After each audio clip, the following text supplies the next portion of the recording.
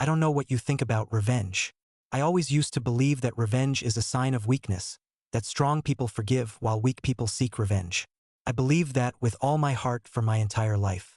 I forgave. I turned a blind eye. I pretended nothing was happening. I let other people trample my boundaries because I was terrified of seeming angry, vindictive, or unworthy. I was afraid that if I said no, people would stop loving me. So I endured. For years. For decades. I endured silently, quietly, unnoticed by everyone except myself. I endured until a mountain of pain accumulated inside me, pressing down on my chest, my lungs, my heart. Couldn't breathe. Couldn't sleep. I couldn't look in the mirror without feeling disgust for myself for allowing others to control me. And one day, I realized that if I kept forgiving, I would die, not physically, but spiritually. I would turn into a shadow of a person, an empty shell that could only nod and smile while everything inside screamed in agony. That day, I decided I would no longer forgive. I decided I had the right to justice, and I found a way to reclaim my freedom. Not through shouting, not through scandal, not through physical confrontation, but through a quiet, cold, merciless revenge that no one would ever know about. A revenge that didn't require my presence. A revenge that worked through the law, through facts, through the system. I didn't lay a finger on anyone. I didn't break a single law. I just sent a letter. One single letter that destroyed the life of the woman who had been destroying mine. And I don't regret it. Not one bit. My name is Emily. I am 52 years old. I live in a small coastal town in Oregon, where it's quiet, peaceful, and smells of the sea. Here I found peace after years of hell. But that peace came at a high price. I lost 10 years of my life trying to please someone who never intended to accept me. I lost a husband who couldn't protect me. I lost myself because I spent too long being someone else. It was only when I realized I had nothing left to lose that I began to act. I started building a plan to reclaim everything that had been stolen from me. Slowly at first, then faster. Step by step. I grew up in a family where money was never the priority. My parents were teachers. We had a small house, an old car, and every evening we had dinner together around the same table. We weren't rich, but we were happy. My father loved to say, "Emily, the most important thing in life is family. Money comes and goes, but love stays forever." I believed him. I married a man I loved, not his wallet. And I thought my mother-in-law would love me too, because I loved her son. I was wrong. I met Mark when I was 25. He worked as an engineer at a construction company, tall, strong, and kind. We met at a mutual friend's birthday party. He came up to me, smiled, and said, "You are the most beautiful woman in this room." I blushed. He asked me out and we started dating. A year later, he proposed. I said yes. I was happy. I thought my life was beginning anew. I thought I had finally found the family I had always wanted. But along with my husband, I got his mother. And she became my personal nightmare. My mother-in-law, Margaret, was a woman in her 60s with a sharp gaze and a cold smile. She lived in a large house on the outskirts of town, left to her by her late husband. She didn't work, but she lived extravagantly. She went to resorts every year, bought expensive things, drove a new car. I thought she had simply managed her money well. I didn't know that for years she had been cheating the tax authorities, hiding rental income and gifts. I didn't know she was stealing from the state and then spending that money on her whims. I found out much later. Too late. But when I did, I realized it was my chance. A chance for justice. A chance to reclaim what she had taken from me. In the early years of my marriage, I tried to build a relationship with her. I brought her flowers, helped with cleaning, invited her to dinners. She accepted everything but never thanked me. She looked at me as if I were a servant. She criticized my cooking, my clothes, my job. "Emily, you look tired. Don't you know how to rest? Mark, why does your wife work instead of staying home? A good wife should be at home." I gritted my teeth and smiled. I didn't want to fight. I didn't want Mark to choose between me and his mother. I didn't want to be the cause of their rift. I thought that if I was patient enough, she would change. But she didn't change. She only got worse. She started criticizing me in front of others. Friends, relatives, even my daughter. I stayed silent. I swallowed the insults. I buried my tears in my pillow when no one was watching. Mark noticed everything, but he did nothing. He would say, "Mom is just old and tired. She didn't mean to hurt you. Just don't pay attention." I tried not to pay attention. I tried to convince myself she wasn't that bad. I looked for the good in her, but I couldn't find it. Because his mother didn't want me to find anything good in her. She wanted me to feel worthless. She wanted me to know my place. She wanted me to leave. And when I discovered she was hiding income from the tax authorities, I realized I could use that. I could turn her greed against her. I could strike a blow she couldn't deflect. A blow that required no anger, no shouting, no forgiveness. A blow that worked through the law, through facts, through the system that protects honest people and punishes fraudsters. I decided I would be her punishment. But I would do it quietly so no one would ever know who was truly behind her downfall. I would become a ghost who destroyed her life, and she would never find out who did it. I started gathering information. It wasn't easy. I didn't have access to her bank accounts or tax returns, but I had access to her house. I visited often when she was out for meetings. I would go into her study, where she kept her documents. I found her old tax returns, bank statements, rental contracts. I photographed every page. I took pictures with my phone, saved them to a flash drive, and hid them in a secure place. I did this slowly, cautiously, but persistently. After several months, I had collected enough evidence to destroy her.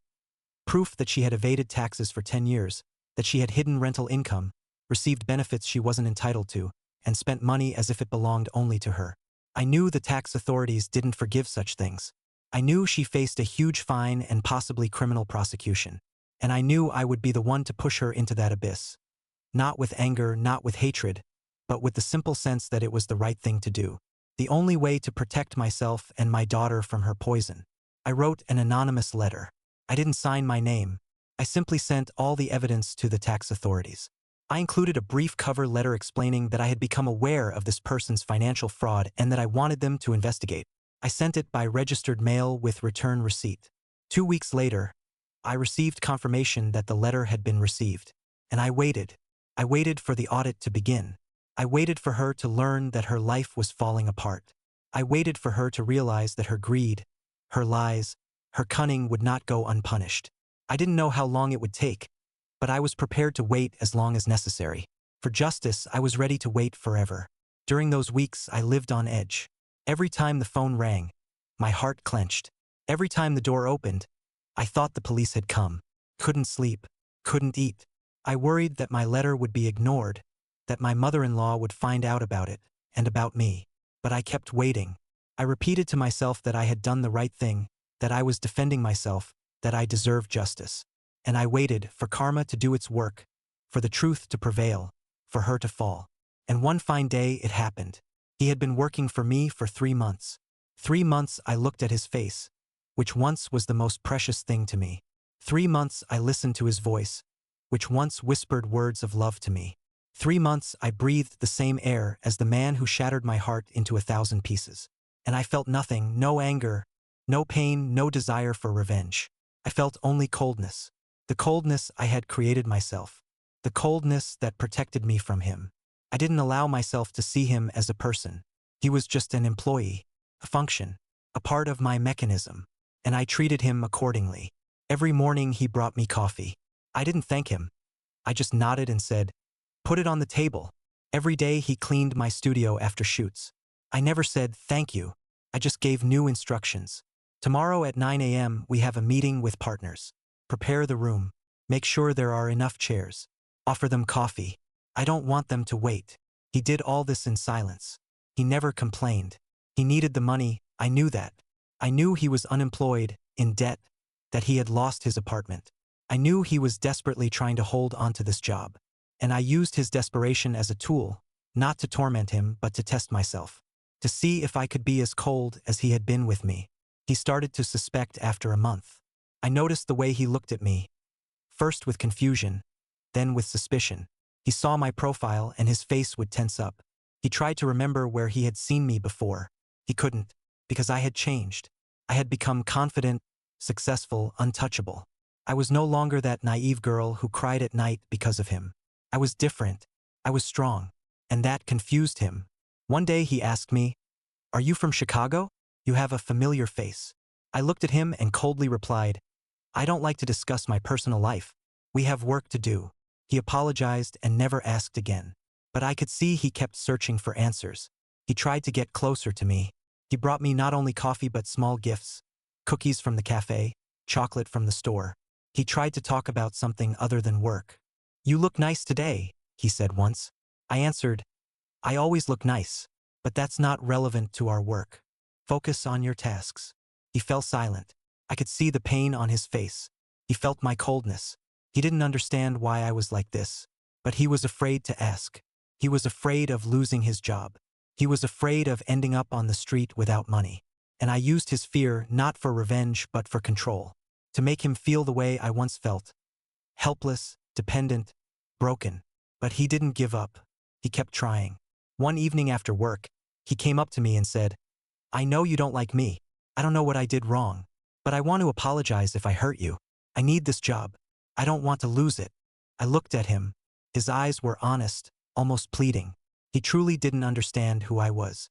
He thought I was just a strict boss. He didn't know that I was the woman he had called worthless. And I decided it was time to tell him the truth. Not out of cruelty, but out of necessity. So he would understand why I was so cold. So he would see the consequences of his words. I said, "Sit down." He sat. I sat across from him. I paused, looking at him, remembering that day when he stood at the door and told me I was worthless. I remembered the pain that tore me apart. I remembered the nights I lay in bed unable to sleep because his words echoed in my head. I remembered how I almost gave up. Almost. But I didn't. I survived. And now I sat across from him and I was strong. "You don't know me," I said. "You think I'm just a successful blogger. But I am the woman you called worthless. I am the one you left because I wasn't good enough. I am the one who cried at night because of you. I am the one who almost left this life because you told me I was worth nothing. But I survived. I built my life. I became successful. And now you work for me. You bring me coffee. You clean my studio. You do as I say. And you didn't even recognize me. You were so busy with your own life that you didn't notice your ex-girlfriend had become your boss." His face went pale. He opened his mouth but couldn't make a sound. I could see fear and shame mixing in his eyes. He tried to say something. "Emily, I didn't know. I didn't want." I cut him off. "You didn't know. You didn't want. You never wanted to know. You were always blind. You didn't see me when I was with you. You didn't see my pain. You didn't see my strength. You only saw yourself. And now you're here. You work for me. You depend on me, the way I once depended on you. But I won't take revenge on you. I won't humiliate you. I just want you to know you were wrong. I am not worthless. I am strong. And I succeeded without you. In spite of you. Because of you." He sat there in silence. I saw tears streaming down his face. I felt no pity, no gloating, only emptiness. The emptiness after speaking the truth. I said, "You can leave. Today. I'm not firing you. I'm just giving you a choice. Stay and continue working, or leave and start your life over. But if you stay, you need to know, I won't pity you. I'll treat you like any other employee. Without warmth, without friendship, without a past. You'll just be part of my mechanism. If you're ready for that, stay. If not, leave. The decision is yours." He stood up. He looked at me with pain and shame. I could see him struggling with himself. He wanted to say something but couldn't. Finally, he whispered, "I'll stay. I have nowhere to go. I have no money, no job. I can't afford to leave." I nodded. "Good. Then tomorrow at 9 a.m. don't be late." He walked out. I was alone. I sat in the silence and stared out the window. It was raining outside. I remembered that night when he left. The same weather. Then, cold. Emptiness. I thought I was broken. But I survived. I rose. I became stronger. And now I could afford to be cold. Not because I was angry, but because I was protecting myself. Protecting my heart from the one who once broke it. 2 more months passed. He worked for me. He didn't try to get closer. He performed his duties and stayed silent. Sometimes I caught him looking at me with longing. I never returned his gaze. I just kept working. I didn't forgive him. I didn't want to forgive. But I stopped hating him. I just accepted him as a fact. As a part of my life that once mattered but had become just a page I had turned. One day he quit. He didn't tell me why. He just left a letter on my desk. It read, "Emily, I'm leaving. I realized I can't be near you every day without feeling guilty. You were right. I was blind. I didn't see you. I didn't appreciate you. I didn't deserve you. Thank you for giving me a second chance, not as an ex-girlfriend, but as a boss. You showed me I could be more than I thought. But I can't stay here. It hurts too much to see you. I'm moving to another city. I'm starting over. I hope you find happiness. You deserve it. I read the letter and put it in my drawer. I didn't cry. I didn't smile. I just kept working, because I knew he had finally understood. He understood that his words had consequences. He understood that I had become stronger. He understood that he had been wrong. And that was all I needed. I don't know where he is now. I never looked for him. I didn't want to know. I continued my life. I made videos, wrote books, spoke at conferences. I became even more successful. I found new love. A man who respects me, values me, believes in me. I am happy, and I am grateful for everything that happened, even the pain, because it made me strong. If you've been through betrayal, don't lose hope. Pain can become your fuel. Use it. Turn it into strength. Become the best version of yourself, not to get revenge, but to live. To live so fully that your ex will never forget what they lost. I did it. I became stronger, and I have no regrets. Subscribe to the channel if you too believe that every person can become strong after betrayal. Share in the comments how you coped with pain. It would mean a lot to know I'm not alone. Hit like if my story resonated with you. And remember, you are stronger than you think. Even when you feel broken, you can rise again. That was my path. Could be yours too. Bye for now.